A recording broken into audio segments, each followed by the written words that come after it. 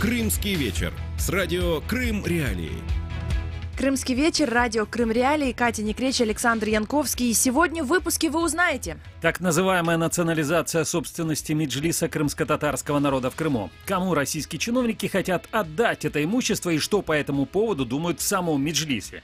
Восстанавливать здание Керченского политеха могут начать уже 29 октября. Что говорит следствие о массовом убийстве в колледже? А также, кто победит на президентских выборах в Грузии и чего боится Россия. На полуострове слушайте нас на 105,9 FM, трансляции эфиров смотрите на Facebook и YouTube страницах Крым Реалии, задавайте свои вопросы, комментируйте. Также у вас есть шанс попасть к нам в эфир по телефону. Бесплатный номер для жителей Крыма 8 800 10 06 926, ну а номер телефона для жителей материковой Украины 044 490 31 18. А также напоминаю вам, что вот с сегодняшнего дня, с 29 октября, в Крыму слушайте прямой эфир, вечерний эфир радио Крым Реалии в 19:30, а утренние эфиры слушайте в 8:35 и 13:10. Имеется в виду прямые эфиры. В первую очередь это касается нашего вещания на средних волнах в 8:35 и в 13:10 на частоте 549 килогерц. Ну а 24 часа в сутки мы доступны для вас на 105,9 FM в FM-диапазоне и, конечно же, на нашем сайте Крым Реалия. Ну а мы начинаем нашу сегодняшнюю программу.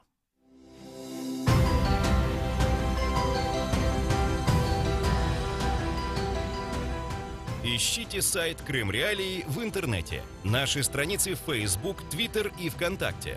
Наши видео и фильмы на YouTube-канале Крым Реалии. Крымчане имеют право знать.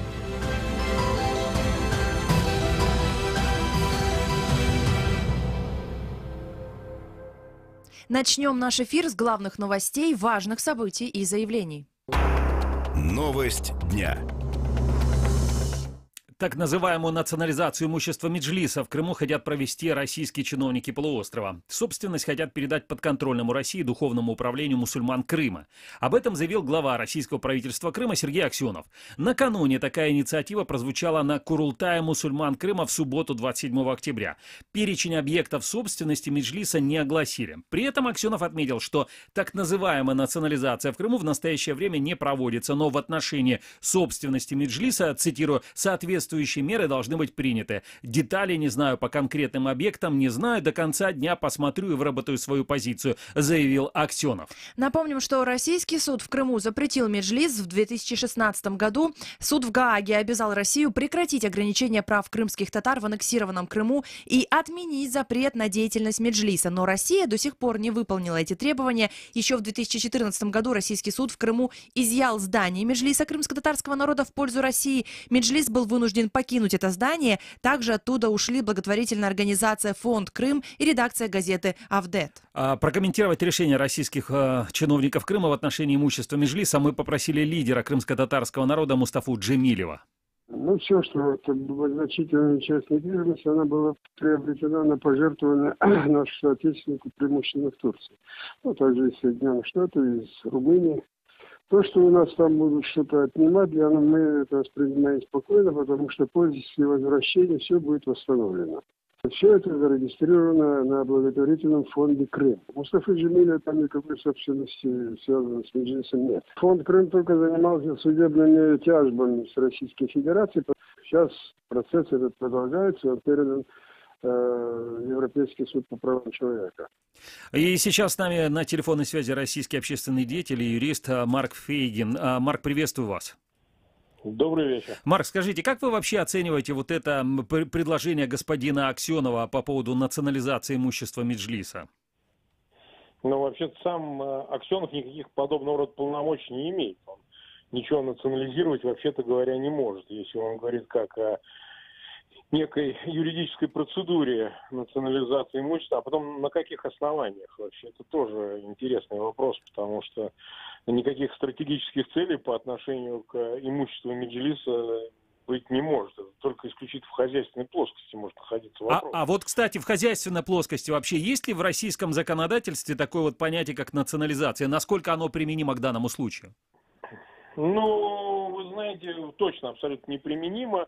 Оно действительно существует, но по отношению, так сказать, к различного рода объектам недвижимости, так сказать, которые, или, допустим, имуществу, собственности, предприятиям, которые представляют национальные интересы, да, защищают тем самым, это стратегические объекты разного рода и так далее. Опять же, национализация должна предполагать компенсацию всегда.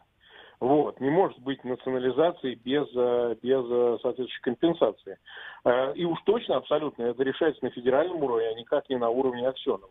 Вот. Но я думаю, что когда он об этом говорит, он имеет в виду совсем-совсем другое. Да? То есть в его представлении можно сделать все, что угодно. По существу подобного рода схемы процессуальные, они же реализуются по отношению к земле, в Крыму, да, прибрежной зоне, к отдельным объектам имущества, которые интересны для власти в самой Крыму, да, или там федеральной власти. И поэтому, наверное, через арбитражные процедуры, другим способом, наверное, можно навесить штрафов или иным образом обременить это имущество и в конечном итоге обратить к собственным интересам. Я думаю, что это не будет представлять трудности.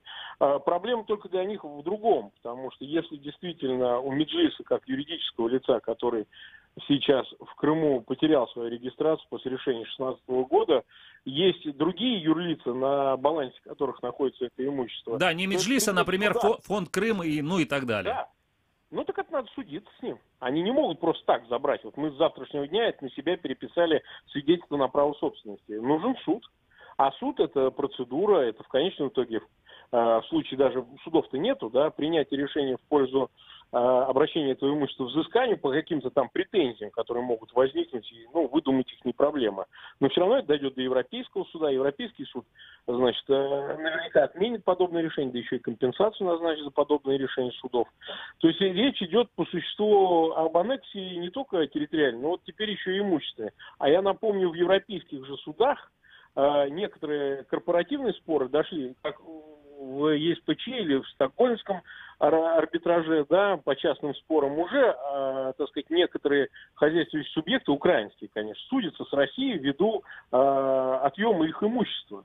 Кстати, в контексте этого, по ходу вам скажу, вот удивительная вещь. Украинская православная церковь, она полностью же лишилась своего имущества в Крыму.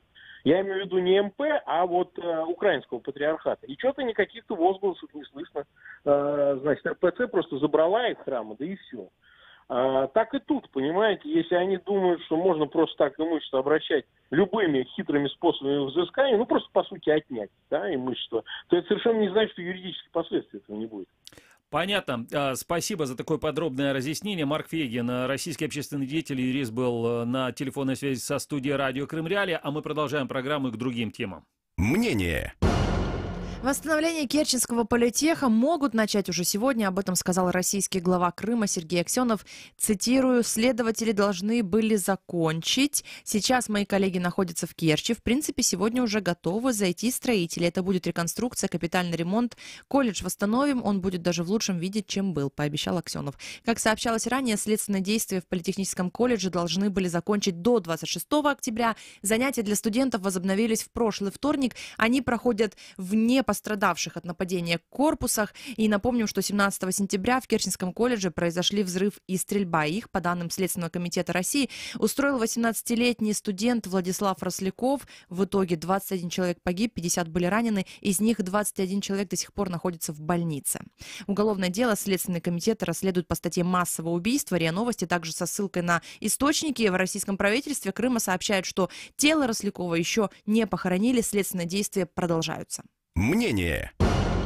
Более 3 миллионов автомобилей проехали по Керченскому мосту с начала его открытия. Об этом сообщил инфоцентр транспортного перехода. В сутки по мосту проезжает более 9 тысяч машин. Примерно пятая часть из них — это грузовики. Для них проезд открыли 1 октября. Для легковых авто еще 16 мая 2018 года. Официальный Киев и страны Запада строительство моста осудили. Украина, напомним, усилила ответственность за незаконное пересечение государственной границы, а точнее ввела уголовную ответственность за пересечение государственной границы, в том числе и по Керченскому мосту.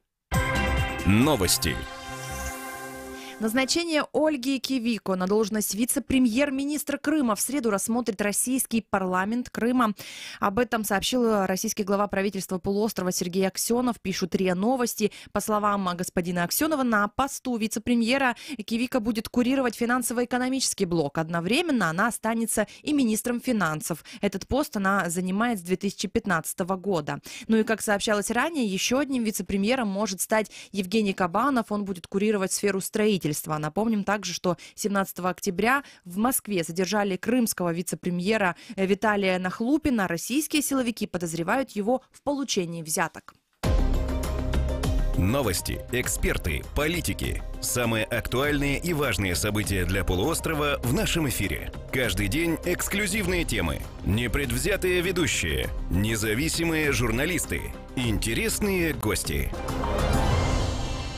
Ну и также напоминаем, что вот с 29 октября слушайте программы «Радио Крым Реалии» по крымскому времени немножко в другом расписании. Итак, каждое утро в 8:35 и потом в 13:10 мы ждем наших радиослушателей на наших прямых эфирах. Ну а вечерние эфиры теперь в 19:30 по крымскому времени. И вот самое интересное, что прозвучало в утреннем эфире сегодня, в утреннем и дневном эфире «Радио Крым Реалии», мы сейчас и озвучим для вас, наши дорогие радиослушатели. Призыв в российскую армию крымчан сегодня обсуждали мы в эфире «Радио Крым Реалии». Крымчане не будут нести ответственность за службу в российской армии. Об этом в нашем эфире заявила заместитель начальника управления прокуратуры Автономной Республики Крым Елизавета Дигора. Прямая речь. Уголовный кодекс Украины не предусматривает состава преступления, которое влечет за собой уголовную ответственность за сам факт его службы в вооруженных силах Российской Федерации. И в случае, если появляются факты, которые могут свидетельствовать о наличии или отсутствии состава преступления, в каждом отдельном случае этот вопрос отрабатывается абсолютно по конкретным фактам. Напомним, что Крымская прокуратура на материке совместно с правозащитниками подала в Международный уголовный суд обращение по факту призыва крымчан в российскую армию. Будут ли приговоры по этому иску, рассказывает член Крымской правозащитной группы Александр Седов. Подача нашей информации для того, чтобы способствовать офису прокурора начать все-таки производство, подать доказательства именно того, что на оккупированной территории Российской Федерации нарушает и Римский статут, и Женевскую конвенцию. И эти доказательства поспособствуют прокурору начать производство. Сколько оно будет длиться? Ну, в идеале, если все более-менее хорошо, я думаю, в течение года, возможно, будет начато производство. Когда будут вынесены первые приговоры в отношении лиц, то есть это уже зависит от того, насколько долго работает прокурор. Но по Югославии это показывает, что занимает несколько лет этот процесс. В этом году российские чиновники Крыма планируют призвать в российскую армию почти 3000 человек на полуострове. 18 крымчан за уклонение от службы оштрафовали. Украинские правозащитники говорят даже об уголовных производствах за уклонение крымчан от службы в российской армии. Таких дел они насчитали 35 штук. Ну и к другой теме, которую мы сегодня обсуждали наши журналисты в утреннем эфире «Радио Крым Реалии», это строительство очистных сооружений, а вернее отсутствие этого самого строительства очистных сооружений. Экологи не исключают возникновение эпидемии холеры на полуострове, если чиновники не решат вопрос строительства очистных сооружений в Крыму и Севастополе. Об этом в эфире «Радио Крым Реалии» рассказал эколог, научный сотрудник Российской академии наук в Севастополе Александр Болтачев. Речь идет о ремонте канализации и ливневых стоков. Все может быть. Мы помним Одессу в советское время, когда, помните, эпидемия холеры, это 70-е годы. Но, в общем-то, некоторые приходят к такому заключению, что это было связано именно с морской водой, выпуском неочищенных сточных вод. И у нас все практически трубы, которые ведут к оголовкам, откуда выходит выпуск уже воды, они все у нас прогнили. И в результате вот эти даже сточные воды, слабо очищенные или не очищенные, они попадают непосредственно возле берега. Тут ведь проблема вот в чем. Дело в том, что во многих приморских городах вся вот эта канализация, она просто-напросто лишена очистных сооружений. И просто-напросто стоки все выводятся в открытое море. И больше того, эта ситуация усугубляется еще и тем, что многочисленные маленькие небольшие пансионаты, они просто-напросто врезают свою канализацию, которая у них есть, бытовая канализация, они врезают ее в ливневую канализацию, и вот эта ливневая канализация течет, например, как это есть в поселке Коктебель, она просто течет неочищенно в море. А российское правительство Крыма теперь не выделяет деньги на ремонт канализации в городах и поселках. Раньше их выделяли распределяли в рамках федеральной целевой программы. По словам ялтинского правозащитника и журналиста Сергея Сардыка, на сегодняшний день непонятно, как сложится судьба других инфраструктурных проектов в рамках федеральной программы. Сейчас идет определенная ревизия, связанная с арестом заместителя Аксенова, такой Нахлупин Виталий Германович. Я с ним общался 12 октября. Больше часа мы с ним говорили о проблемах Ялты, о проблемах генплана. А буквально через 5 дней он был задержан в Москве и привлечен к ответственности именно по взяткам. Поэтому я допускаю, что сейчас люди в Москве что-то пересчитали, что-то поменяли. С вами радио Крым Реалии, это «Крымский вечер», Александр Янковский, Катя Некречия. Ну и на самом деле мы должны сказать, что наш прямой эфир каждый день по крымскому времени начинается теперь в 8:35, поэтому вы можете включать 105,9 FM, 549 AM в это время и принимать участие также в нашем эфире по номеру телефона 8 810 06 926. Эти звоночки бесплатные для крымчан. Но и жители других регионов Украины тоже могут присоединиться к разговору в нашем эфире. Для вас другой номер телефона 044 490 31 18. Программа «Крымский вечер» по крымскому времени выходит в 19:30, с 29 октября. Ну и через несколько секунд что мы делаем? Сейчас мы расскажем еще один важный момент. Надо эту тему преподнести тоже нашим слушателям и зрителям. Одна из тем, которая сегодня утром обсуждалась, российским СМИ не доверяют в России. Половина россиян не верит большинству СМИ. Это результаты исследования, которые провели российские Комитет гражданских инициатив и фонд «Медиастандарты» и исследовательская группа «Циркон». Основным источником информации для россиян остается по-прежнему телевидение. Его ежедневно смотрят 69% опрошенных. На втором месте интернет. Им ежедневно пользуются 60% россиян. Неплохо тоже. Треть слушают радио. И еще 11% читают газеты в бумажном варианте. Ну и по мнению независимого медиаэксперта Александра Амзина, такие данные неудивительны в современных реалиях российской политики. Давайте послушаем. Если СМИ в демократической стране должно влиять на выборы и давать зрителю понимание, за кого проголосовать в следующий раз, то здесь за неимением такого выбора любое сообщение будет абсолютно не относящимся к какому-то реальному действию. Поэтому, естественно, что трансляция чего-либо должна быть на уровне «в Багдаде все спокойно», например, или как вызова какой-то определенной эмоции, которая выгодна тому, кто держит каналы. Ну и один из ярких примеров – это освещение трагедии в Керчи. На телеканале «Россия-1» во время спецэфира программы «60 минут» ведущие взяли интервью девушки, которую представили как очевидицу стрельбы в Керченском колледже Алину Керову. А позже выяснилось, что ее имя есть в официальном списке погибших. Представители программы в официальном инстаграме объяснили интервью тем, что виновата была девушка, которая представилась в их эфире именем погибшей.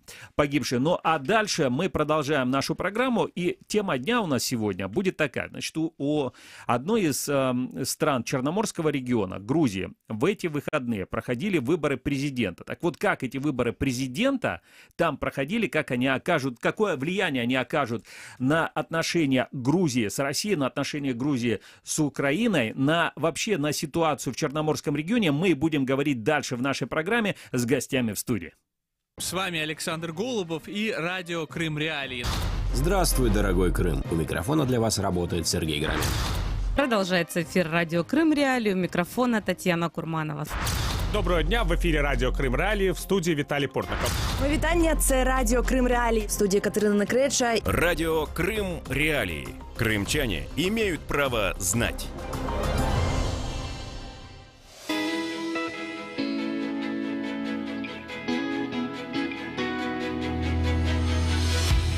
Интервью в эфире Радио Крым Реалии.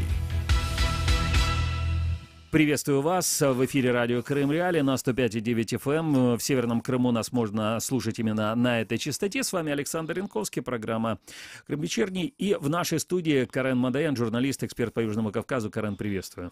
Добрый вечер.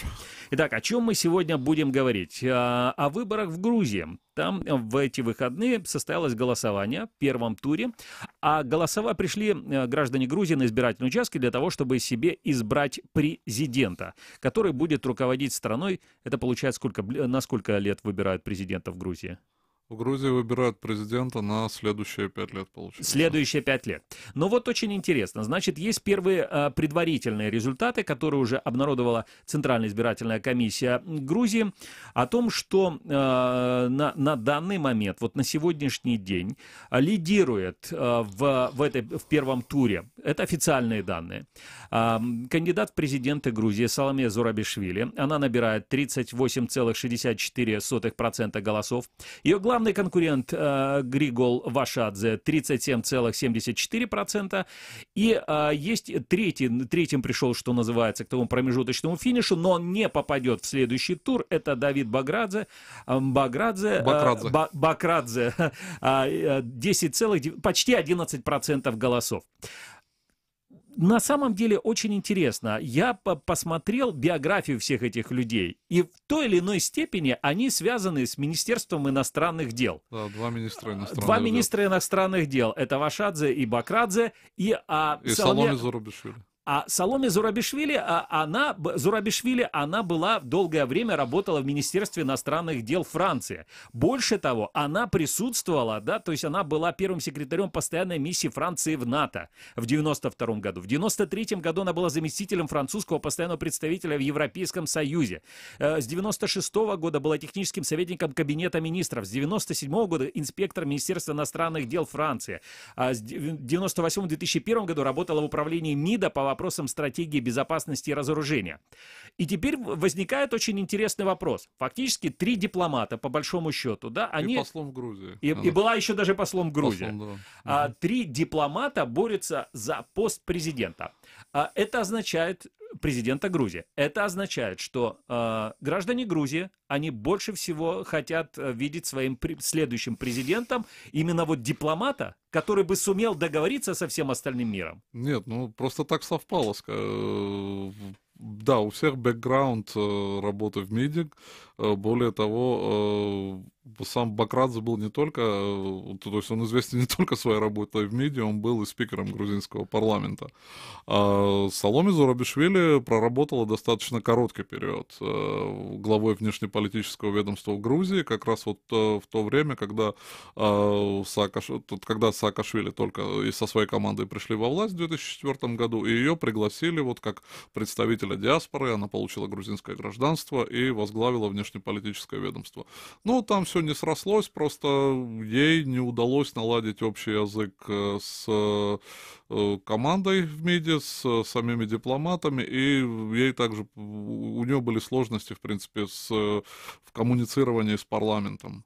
После чего, ну, все пришло к тому, что она ушла в отставку, ушла в политику и ушла в оппозицию. Но сейчас ее называют кандидатом, хотя и независимым кандидатом, но которую поддерживает правящая партия Грузии. Ну, совершенно верно. Она не входила, она и на сегодняшний день тоже не входит, она не является членом правящей партии «Грузинская мечта», но идея, то есть, скажем, эту кандидатуру, всем известно, что эту кандидатуру проталкивал... ну, скажем так, главный акционер грузинской мечты Бедзина Иванишвили, он же ныне является и генеральным секретарем партии. Это была его идея именно выдвинуть на пост президента независимого кандидата. И нужно понимать, что президент в Грузии, согласно новой конституции, ну, Грузия теперь парламентская республика, президент не имеет таких широких полномочий. Более того, это были последние выборы президента Грузии, когда... Прямые выборы президента Грузии. После 2020 года, когда состоятся новые парламентские выборы, президент уже после этого будет избираться парламентом. В связи с этим вопрос, да, если через год после вот этих президентских выборов, согласно Конституции Грузии, у президента уже не будет столько полномочий, как у предыдущих президентов. Получается, что и сама по себе вот эта должность или, ну вот как назвать, да, вот, ну, институт президента, он, получается, вообще не имеет уже столько значимости. То есть, может быть, как бы именно и с этим связано, что, ну, вот такие кандидаты сейчас. Несомненно, нет? Иванишвили в последнее время, ну, было очень заметно, что он подбирает себе команду людей, скажем так, достаточно, ну, не то что послушных, но своей карьерой зависящих от него. А это было заметно вот последний год, особенно после того, когда, да, вот он полностью переформатировал, ну, с его подачи, опять же, да, парламентское большинство переформатировало правительство, да.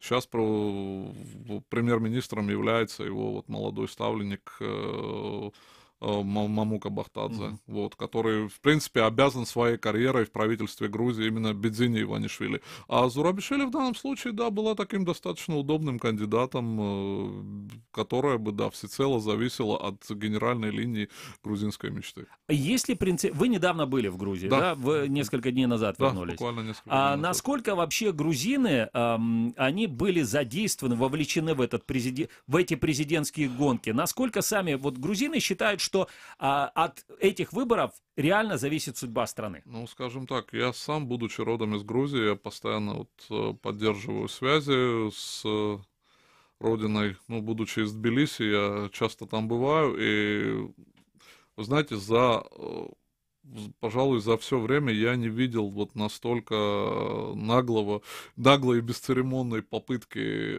руководства, как бы, да, вот попытаться людям, ну, грубо говоря, впарить кандидата. Потому что Саломе Зурабишвили, ее кандидатура возникла совершенно недавно.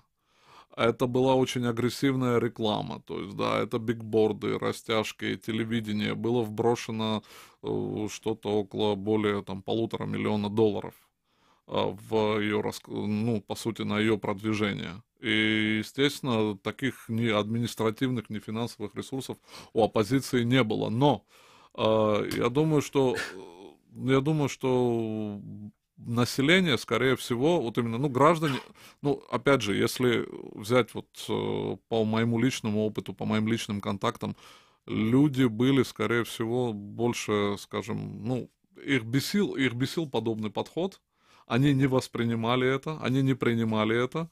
И для меня вот на каком-то этапе стало очевидным, что для Зурабишвили и для правящей команды эти выборы будут не из легких. И вот мы сегодня видим результат. По результатам, да? То есть ожидается второй этап этих президентских выборов в Грузии. Напомню, что сегодня в вечернем эфире радио Крым Реалии мы говорим про выборы президента в Грузии. Сейчас у нас на скайп-связи с нашей студией Гела Васадзе, грузинский политический обозреватель.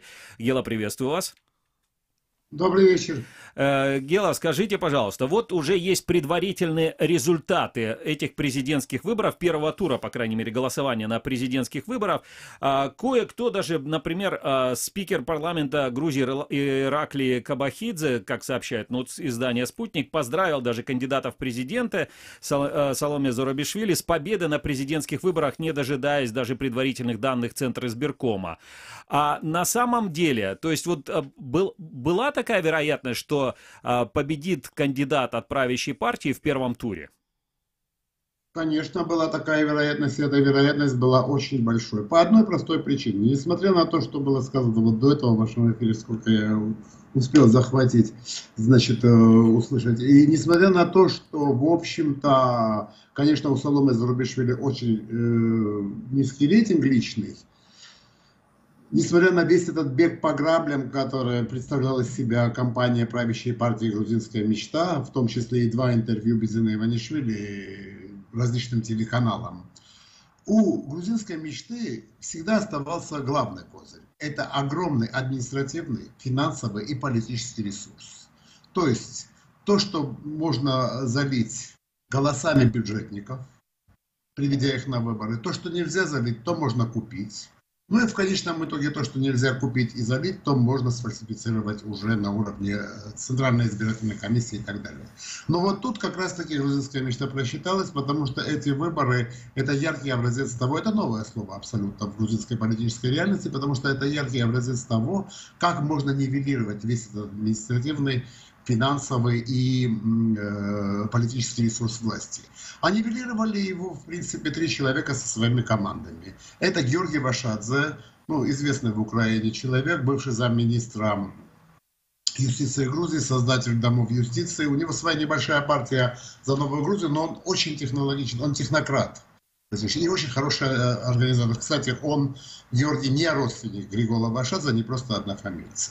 Второй – это политтехнолог Виталий Шкляров, который привнес новые политтехнологии. Он участвовал в предвыборной кампании президента Соединенных Штатов, в том числе в президентской гонке, и он абсолютно новые политтехнологии принес на наше поле. И третий – это Ника Гварамия, гендиректор телекомпании «Рустави-2», главного оппозиционного канала страны. Вот эти три человека со своими командами создали такую цепь, которая, в общем-то, обеспечила не просто мониторинг, обеспечила систему психологического давления на представителей власти, которые пытались использовать административный ресурс. Каким образом? Очень просто. Активисты, организованные от оппозиции, выявляли любое нарушение, даже самое маленькое, которое было на любом участке, где они были, где они присутствовали. Сразу же это передавалось в штаб оппозиции. В штабе оппозиции это грузилось на интерактивную карту и сразу же передавалось наблюдателям, всем, в том числе и международным, которые начинали звонить и спрашивать, в чем дело, в том числе и у ЦК. И тут же на место нарушения выезжала съемочная группа «Рустави-2» с камерами, со всеми делами, которая оказывала невероятное психологическое давление на тех, кто пытался, в общем-то, использовать вот этот административный ресурс или финансовый ресурс подкупа избирателей. Понятно. Гела, у нас просто не очень много времени. Давайте так. Вот для того, чтобы было понятно нашим радиослушателям. Теперь ожидается второй тур президентских выборов. В этом втором туре президентских выборов кто будет против кого? Ну, кто будет против? Естественно, будет, в этом втором туре кандидат объединенной оппозиции Григорий Вашадзе будет против Саломы Зурабишвили, независимого кандидата от партии власти. А у кого больше, то есть есть ли уже вот от других кандидатов заявления в поддержку депутата либо от власти, либо кандидата, либо от власти, либо от оппозиции? Ну, кандидата от власти никто не поддержит, и их нет и не будет. Есть, и это очень важно, заявление от осколка, скажем так, национального движения Европейской Грузии, ее кандидата Давида Бакрадзе, который получил, кстати, 10% голосов, что очень немало. То есть Бакрадзе плюс те голоса, которые получил Вашадзе, это уже была чистая победа. Ну и еще несколько кандидатов, которые получили по 3%, они сказали, что они не будут никого поддерживать, потому что они за свободу выбора. Ну, в общем-то, там так распределится. Голоса, конечно, Бакрадзе голоса, они уйдут, скорее всего, в копилку Вашадзе. То есть объединенная оппозиция, голоса бывшего спикера Усупашвили, они, скорее всего, большинство из них будет голосовать за Зурабишвили. А что касается голосов, которые набрал Джаб... кстати, еще есть лейборист Татарашвили, который еще не сделал заявление, а он тоже набрал 3%. Гела, еще такой вопрос. Скажите, каким-то образом, например, если побеждает теперь кандидат от оппозиции, каким это образом скажется вообще на внешней политике Грузии и на внутренней политике Грузии? Что радикально изменится? На внешней политике сразу же говорю, что она никак не скажется на внешней политике, потому что внешняя политика Грузии, там вектор определенный, он евроатлантический, это все понятно, единственное, что она может быть более активной. Что касается внутренней политики, то это будет переформатирование всего политического поля. Начнем с очень простой вещи. Первое, что сделает кандидат от оппозиции после победы, это подпишет помилование Михаила Саакашвили. Это создаст условия для возвращения Михаила Саакашвили в страну. Это в корне изменит всю ситуацию. Это первое. Второе, естественно, все говорят о том, что эти выборы – это своеобразный референдум доверия грузинской мечте. Естественно, начнутся разговоры о досрочных парламентских выборах. И самое главное, если будет победа оппозиционного кандидата, начнется эрозия внутри власти. Вернее, она уже началась. Эта эрозия усилится. И усилится очень серьезно. Поэтому для Грузии эти выборы стали судьбоносными. Спасибо огромное. Гела Вашадзе, грузинский политический обозреватель, был на прямой связи со студией радио Крым Реалии. А мы продолжаем нашу беседу. В нашей студии, напомню, журналист, эксперт по Южному Кавказу Карен Мадаян. Карен, ну то есть вот действительно не ожидается, не важно уже сейчас для Грузии, кто будет президентом, я имею в виду сейчас внешнеполитический вектор. Все равно Грузия будет стремиться в НАТО и сближение с Европейским Союзом. Несомненно, внешнеполитический вектор сохраняется, и в этом вопросе, по крайней мере, есть определенный консенсус, да, и среди элит, и в обществе. Почему тогда такое достаточно большое количество голосов проголосовало за кандидатов от оппозиции? Вот сейчас всех беру кандидатов от оппозиции. С чем это связано, на ваш взгляд? Это какая-то не очень хорошая ситуация в экономике или что-то еще? Бесспорно. Здесь нужно говорить еще и о ситуации в экономике и в целом, да, вот особенно за последние 3 года. Она ухудшается. Да, налицо, ну, есть высокий уровень безработицы. нету никаких перспектив, то есть нет никакого развития в стране. Более того, по данным недавно, вот Всемирный банк опубликовал данные, по-моему, Грузия вышла уже на второе место по количеству неоплаченных кредитов среди населения. В мире? В мире. Насколько, то есть по количеству, да, и взятых кредитов, я прошу прощения, да, на душу населения, то есть, да, прошу прощения. И получается, да, что вот последние 3 года они, собственно, ну, не внушали никакого оптимизма гражданам, и более того, допустим, да, вот безвиз, который сейчас вот достаточно активно правительство продвигало, да, и как Грузия свою, получила да, его Грузия раньше, чем Украина. его получила раньше, чем Украина, да, он работает таким образом, что люди просто уезжают. Уже будучи в Тбилиси, опять же, да, то есть ты общаешься, ты узнаешь о каких-то, да, случаях, когда люди, да, вот кто-то там, у кого-то, ну, или знакомые, или родственники, человек просто уехал, и он не вернулся, да, он уже нарушил там время пребывания, но он не возвращается. И таких фактов достаточно много. И уже были проблемы, уже Грузия получала из Брюсселя определенные, скажем, напоминание о том, что да, нужно вот как-то вот с этим делом эту проблему решить, иначе можно просто лишиться безвизового режима. Что предлагают кандидаты от оппозиции? Каким образом они предлагают решать эту экономическую ситуацию? На самом деле, там, скажем, ну, насколько я знаю, опять же, вот больших каких-то обещаний со стороны оппозиции не было по поводу решения, опять же, да, экономических проблем. Ну, о чем может идти речь, когда, ну, понятно, что, скажем, да, президент на сегодняшний день, институт президента, он не настолько силен, чтобы давать сейчас гражданам какие-то определенные обещания. Нужно понимать, что эти выборы были, скажем, эти выборы были просто, да, таким определенным, да, показателем, такой лакмусовой бумажкой для правящей партии. Просто большое количество граждан вышло и показало, что оно не согласно с существующей политикой, оно не согласно с существующей ситуацией, и, собственно, вот вам результат. А поднимались ли на этих выборах вопросы реинтеграции Южной Осетии и Абхазии? Эти вопросы сейчас, ну, скажем так, эти вопросы сейчас не являются доминирующими. Они поднимаются всегда. То есть тема возвращения Южной Осетии и Абхазии, конечно, она всегда есть, она всегда, вот, опять же, в политическом дискурсе, но она сейчас не является превалирующей. Но это не дискуссионный вопрос, то есть все кандидаты, это конечно, общее место, говорят, что это грузинская территория. Да, этот вопрос не дискуссионный, но, скажем так, он не стоит в приоритете. Допустим, я вот помню предвыборные кампании 90-х годов, нулевых, то есть сейчас этот вопрос в приоритете настолько не стоит. Все прекрасно понимают, от кого зависит это решение, все прекрасно понимают, что ключи от решения проблемы там, допустим, не в Сухуми, не в Цхинвале, а они просто в Москве. И выборы президента Грузии ни в Южной Осетии, ни в Абхазии не проводятся, да? И вот эти тоже. Жители Гальского района Абхазии, значит, грузинской национальности, они могли принять участие в этих выборах, но им нужно для этого было просто выехать на контролируемую территорию, да, и там проголосовать. Понятно. Есть еще один очень интересный момент, на самом деле, который прозвучал сегодня. Это, я сейчас зацитирую. «Вступление Украины и Грузии в НАТО вынудит Россию обороняться». Об этом заявил директор Департамента общеевропейского сотрудничества Министерства иностранных дел России Андрей Келин на площадке дискуссионного клуба «Валдай». Об этом передает Интерфакс.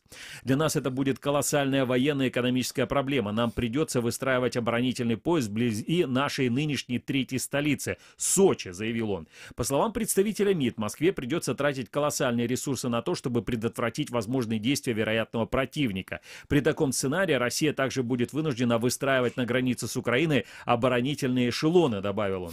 В то же время Келин отметил, что вряд ли вступление Украины и Грузии в НАТО произойдет в ближайшее время. Но если отношения будут запущены, если наши западные партнерами уже и не назовешь, пойдут по пути нагнетания дальнейшей конфронтации, конечно, это может произойти без сомнений. Нам придется к этому очень серьезно готовиться. Я сейчас представлю еще одного участника нашей программы. Сейчас с нами на телефонной связи Павел Фельгенгауэр, российский военный обозреватель «Новой газеты». Павел, приветствую вас. Здравствуйте. Павел, ну, интересует ответ на один простой вопрос. Вообще, насколько велика реальная военная угроза для России в случае вступления Грузии и Украины в НАТО? Ну, с точки зрения российской действующих директивных документов плана обороны Российской Федерации, угроза смертельна. Потому что предполагается, что на Россию нападут, мы строим оборонительный периметр на всех направлениях. Там дивизию на Чукотке разместили, другую дивизию на земле Франца Иосифа, 46 баз в Арктике, там арктический рубеж, корпус из нескольких дивизий на Курильских островах. А тут вот, пожалуйста, в Харькове или там в Полтаве или вот в Грузии разместятся американцы и нанесут смертельный удар по Сочи или по Москве. А Сочи — это вторая столица России, там Путин полгода проводит. И оттуда, в общем, правит страной. И вот и все погибло. И поэтому нельзя, конечно, допустить ни в коем случае. Вот так вот наш генеральный штаб это все и оценивает. Павел, а скажите, вот такое заявление представителя Министерства иностранных дел России о том, что вступление Украины и Грузии в НАТО вынудит Россию обороняться, ну и также строить какой-то периметр, означает ли оно реальные вот новые затраты для российского бюджета? Везде, а он будет прорван самим фактом того, что Украина и Грузия станут союзниками США. Поэтому оборона будет заключаться в том, чтобы не допустить этого. Вы имеете в виду не допустить вступления в НАТО? Для России. Павел, извините, не расслышал. Не допустить вступления Украины и Грузии в НАТО? В этом будет заключаться оборона? Да, вот в этом будет заключаться оборона. Активная оборона. А строительство... Россия вообще вела всегда только оборонительные и справедливые войны. В результате за 500 лет ее территория увеличилась в 50 раз. Ну так, наверное, обычно бывает во время... Мы будем обороняться. Угу. Вот так вот. Понятно. Спасибо огромное. Павел Фельгенгауэр, военный обозреватель «Новой газеты», был на прямой телефонной связи. С ним трудно не согласиться, что обычно вот так и происходит, когда ведут оборонительные войны, да, тогда и расширяются территории государств. И, наверное, наоборот. Напомню, что в нашей студии Карен Мадаян, журналист, эксперт по Южному Кавказу. Что касается Грузии и НАТО. Да, вот это очень интересный вопрос. Это, опять-таки, тоже, это не дискутируется на президентских выборах. То, что Грузия, она стремится в НАТО, стремится в Европейский Союз. Тема евроинтеграции не дискутируется. И, опять же, здесь есть полностью консенсус у всех политических сил о том, что Грузия движется именно в НАТО, ну и, соответственно, в Европейский Союз. А у самих граждан Грузии есть такой консенсус? Вы знаете, вот за последнее время тут такой вот двоякая ситуация на самом деле. С одной стороны, граждане, ну, опять же, да, вот граждане Грузии ожидали от движения в сторону Запада каких-то, ну, изменений к лучшему, наверное, более, ну, не только безвизового режима. Вот. И когда общаешься с людьми, то здесь, да, они видят, что скорее, да, опять же, вот, ну, какая, опять же, да, возьмем экономику. Что сейчас в Грузии растет? В Грузии растет туризм очень сильно. Основной туристический поток приходится на Российскую Федерацию. Да. То есть больше всего туристов приезжает из России, ну, соответственно, соседи по региону, Армения, Азербайджан, очень много сейчас приезжает из Азии, из Ближнего Востока, кстати, но россияне составляют такую, да, достаточно существенную долю именно в этом туристическом потоке. И сейчас вот вся эта туристическая индустрия, можно сказать, она работает именно вот на российского туриста. И тут вот, да, вот за последние годы уже как-то вот мнение меняется, да, то есть как бы есть Путин с одной стороны, а с другой стороны есть, ну, россияне, которые, ну, они же как бы ни при чем, и вроде как, да, мы соседи, и вроде как можно жить, и вроде как можно торговать, и, то есть здесь нету уже такого, скажем, отношения, как у украинцев к россиянам. Здесь уже идет какое-то, да, вот потепление, скажем, и на человеческом уровне, и в плане того, что, ну окей, да, Россия, мы всегда с ней торговали, она всегда рядом, и, ну, почему бы не делать это дальше? То есть вот так. Но при всем при этом, скажем, да, тема евроинтеграции, тема НАТО, она никуда не девается. Политики всегда об этом говорят, то есть и оппозиция, и правящая партия всегда подчеркивают, что они именно вот нацелены, вот внешнеполитический курс Грузии, он неизменяем. Я напомню нашим радиослушателям, что в 2008 году в Грузии был проведен референдум, на котором был задан вопрос, поддерживаете ли вы вступление Грузии в Организацию Североатлантического договора, ну, то есть НАТО. И в этом референдуме участвовало почти 2 миллиона человек, из которых 77% граждан проголосовали за вступление в НАТО. И, в принципе, ну, после этого референдум не проводился, но, тем не менее, как бы остается такое же европейское устремление и в программах практически всех политических сил. Я только добавлю, да. NDI практически ежегодно проводит вот замеры и опросы по поводу и евроинтеграции, и НАТО, и по поводу, скажем, да, дружбы с Россией. Или там иногда ставятся вопросы по поводу, скажем, интеграции Грузии в структуру Евразес или Таможенного союза. И, ну, не сильно, но количество симпатизирующих именно вот там Евразес и Таможенному союзу, ну, оно растет. Понятно. Да. Хорошо. Ну и завершим мы нашу беседу все-таки еще напоминанием о том, что проходили вот в минувшие выходные в Грузии, проходили выборы президента, и Саломе Зурабишвили, она набрала 38,66%, 38,64% голосов. Это в первом туре Григал Вашадзе 37,74% голосов. И это все согласно предварительным данным, и ожидает еще второй тур.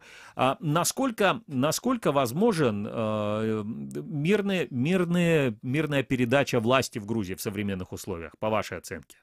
То есть, если, вот просто представим ситуацию, если результаты не будут устраивать правящую там партию, правящих чиновников, насколько произойдет эта передача власти?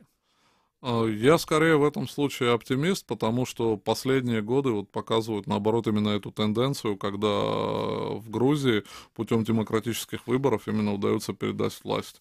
Несмотря на то, что, вот, скажем, ну, в свое время Саакашвили, опять же, да, поменял, то есть его команда инициировала конституционные изменения, в результате которых Грузия там стала парламентской республикой. Ну, понятно, все понимали, то есть с каким расчетом делались эти конституционные изменения. Но они признали в 2012 году поражение, при всем ресурсе, который у них был, они передали власть, то есть они ушли в оппозицию. Я думаю, что то же самое произойдет и сейчас, потому что, ну, в первую очередь, ну да, нужно понимать, что это, опять же, да, институт президента, вот, и правильно Гела сказал, нету тех ресурсов для того, чтобы удерживать ситуацию или как-то переиграть ее таким образом, чтобы, скажем, да, удержать власть, посадить нужного кандидата или каким-то образом сфальсифицировать выборы. И вот эта предвыборная кампания, собственно, это и показало, что Грузия идет, наверное, все-таки в правильном направлении, и я думаю, что период, когда, скажем, да, более того, это в этот раз это будет первый раз в грузинской истории, когда президент уходит, скажем так, не после того, как его сносит оппозиция, не после того, как это случается, там, военный переворот, а именно нормальным демократическим путем. Да. Спасибо. Карен Мадаян был гостем нашей студии. Наверное, это и есть, кстати, демократия, когда власть меняет оппозицию, оппозиция потом меняет власть, а люди решают, кому быть в следующие несколько лет у власти. Это радио Крым Реалии. Мы продолжим нашу программу через несколько секунд. Спасибо. 21 сентября 2015 года вы впервые услышали радио Крым Реалии, а мы впервые вышли в эфир. Каждый день мы готовим новости, ток-шоу и авторские программы. И все потому, что крымчане имеют право знать.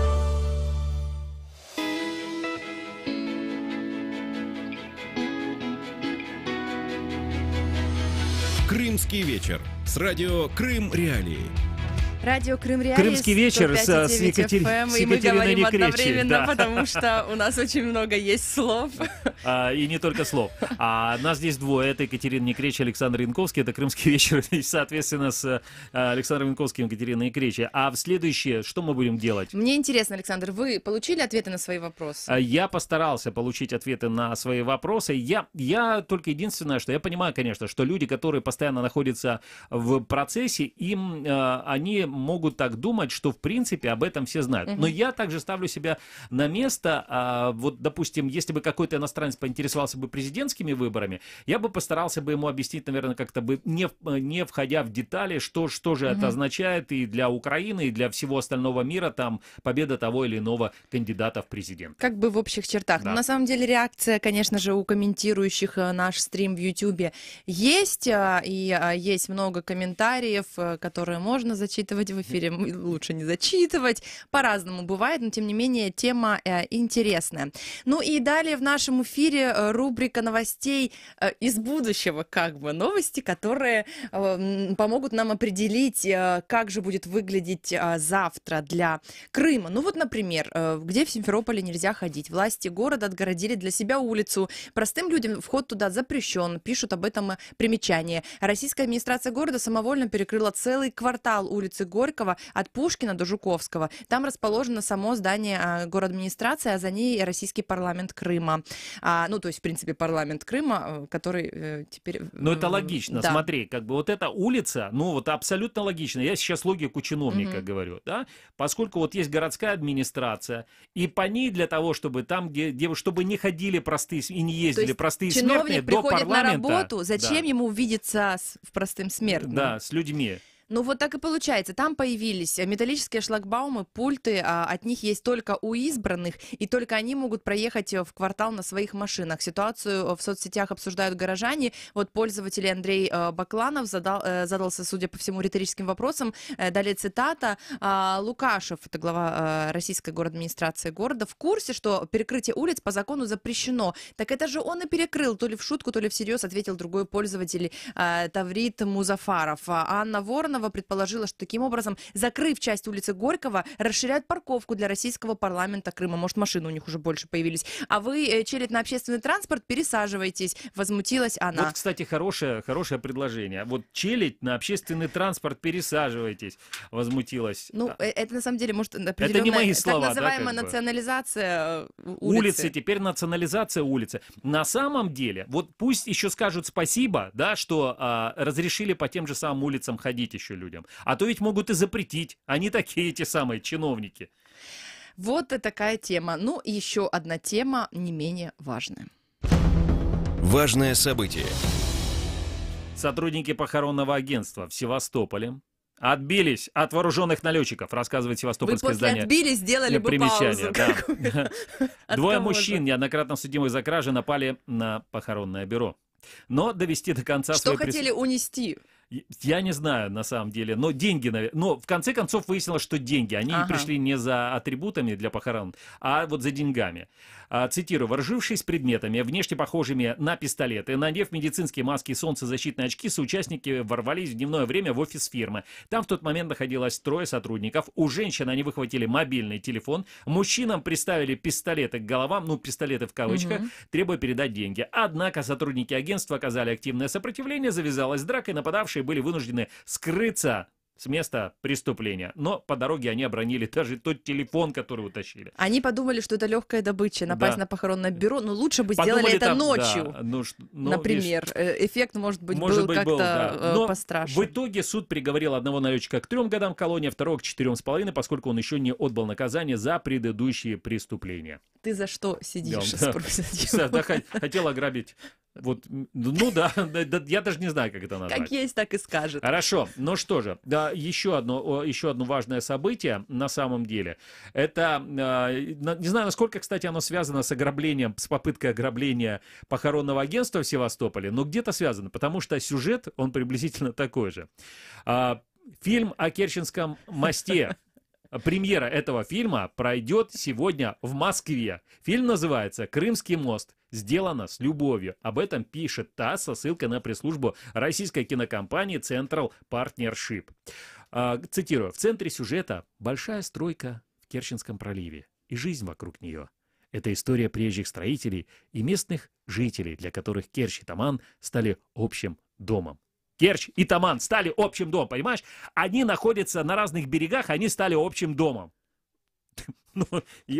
Ну хорошо, ладно, значит, но теперь объяснение. Авторам сценария, почему так они рассматривают как бы две разные страны общим домом, и даже их не смущает, что там проходит Керченский пролив. Дело в том, что автором сценария выступила главный редактор телеканала Russia Today Маргарита Симонян. А теперь мы вспоминаем другое художественное кино от Маргариты Симонян про любителей шпилей, как бы российских. И теперь становится абсолютно все понятным, почему, откуда взялся вообще этот сценарий. Режиссер Тигран Кеосаян. Главные роли в этом фильме не про шпили, внимание, не про шпили, а про Керченский мост. Ну, хотя где-то это близко. Исполняют, среди прочего, Юрий Стоянов и Ирина Розанова или Розанова? Розанова, ну, я не знаю этих гениальных российских актеров, а в российский прокат картина выйдет уже 1 ноября. Поэтому вы знаете, вы можете, я бы для рекламы бы сделал бы так вообще, да, там, от создателей фильма про шпили и вилли, да, как бы, вот теперь Керченский мост вот еще можно посмотреть. Вашу идею просто из этого эфира, из крымского вечера. Слушай, это же гениальная была бы реклама. А будет там вот какая-то ситуация, большая стройка в Керченском проливе, жизнь вокруг нее, ну как так можно вообще? Александр, я сейчас перебью вашу новость чем-то другим. Новости далекого будущего. Капсулу с посланием для молодежи 2068 года заложили в детском парке Симферополя. Там проходил митинг ветеранов комсомола. Сегодня в парке собрались крымчане, которые в советские годы были членами Всесоюзного Ленинского коммунистического союза молодежи. В Крыму и соседней России отмечают столетие этой организации. Что пожелали ветераны детям будущего, рассказал бывший комсомолец Сергей Богатыренко. В послании прежде всего странички истории мы напоминаем комсомольцам 2068 года те исторические вехи, которые прошли их предшественники. И, конечно же, желаем им, чтобы так же, как и мы, всю свою силу, всю свою любовь именно направляли на развитие своей великой родины России. А вот что рассказала бывший секретарь Нижнегорского райкома комсомола. Тогда, 100 лет назад, видимо, комсомол был привлекательней, чем сейчас. Сейчас вообще он не привлекательный, судя по ее словам. Слушаем Валентину Левину. Создавали комсомольско-молодежные бригады, которые строили рисовые чеки, отводные каналы. Как раз в апогее была закладка садов, виноградников. Ну, это был комсомол, у которого было дело, была идея. Комсомол был тогда привлекательной идеей. Ну вот, собственно, спасибо спонсору наших рипов, это Первый Крымский канал. Первый Крымский канал украденной Украины. Спасибо огромное. Был ли ты в комсомоле? Стас Юрченко не был, конечно же, ты слишком молод. Я был в комсомоле. Мы вас не спрашиваем, Александр, с вами все понятно. Топ-5 материалов любимых публикаций Крым Реалии для наших читателей, зрителей, слушателей сегодня. Прошу, Стас. Открывает наш сегодняшний топ фотогалерея. Самые яркие крымские фотографии недели. Как и чем жил Крым в последнюю неделю октября. Прогулка по Крымским горам, хребет Чалки, долина горной реки Бештерек, открытие бала Хризантем в Никитском ботаническом саду, завершение сезона в Севастополе и прерванное заседание Крымской солидарности в Симферополе. И многое другое. Крым Реалии собрали самые красивые, интересные и забавные фотографии за 22-28 октября.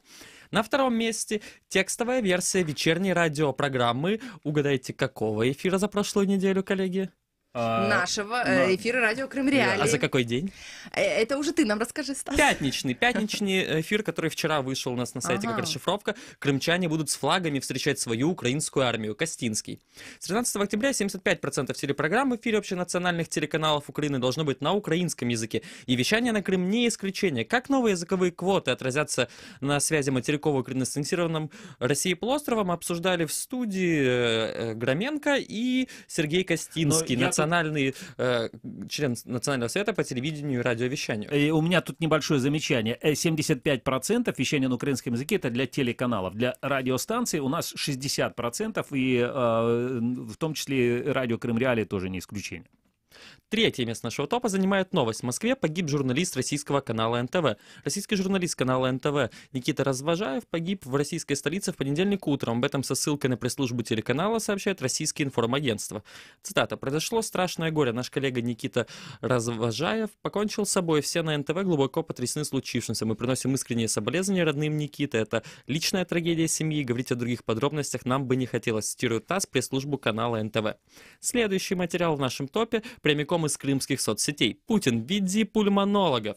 Жители Армянска предприняли попытку напомнить о своих проблемах при помощи пикета, но даже эту акцию российская власть города провести не дала. На пикете с названием «Спасите жизнь наших детей» горожане собирались поднять проблему с экологией в городе. Одно из требований — проведение объективного исследования экологической обстановки. Однако местная администрация не дала провести пикет, якобы из-за того, что были нарушены сроки подачи уведомлений. Вместо этого жители собрались и написали письмо президенту соседней России Владимиру Путину. Как об этом пошутили пользователи социальных сетей, собрали мы в единый материал на сайте Крым Реалии. И успеем мы все же сказать 5-е место. Это тоже новость, и она касается нас всех с вами очень сильно. Ведь Россия разместит генераторы радиопомех на своей территории и Беларуси. Министерство обороны России разместит комплексы радиоэлектронной борьбы «Самарканд» в 13 воинских частях, в том числе в Калининградской области. Об этом сообщает русская служба «Радио Свобода». Военное ведомство объявило тендер на текущий ремонт, монтаж и доработку генераторов радиопомех. Следует из документации, опубликованной на сайте Госзакупок. Начальная стоимость контракта составляет 61 миллион рублей. Все комплексы должны быть введены в эксплуатацию до 10 ноября 2019 года. А мы все так же продолжаем вещать для вас на АМ-диапазоне, в ФМ-диапазоне. И уже завтра утром в 7:30... 8:35! Для жителей материковой Украины в 7:30 и 8:35 для крымчан. Радио Крым Реалии снова будет с вами. Да, несмотря на радиопомехи, которые готовит вам там Министерство обороны России, вы можете также 24 часа читать и слушать наши материалы на сайте Крым Реалии. Всего вам доброго.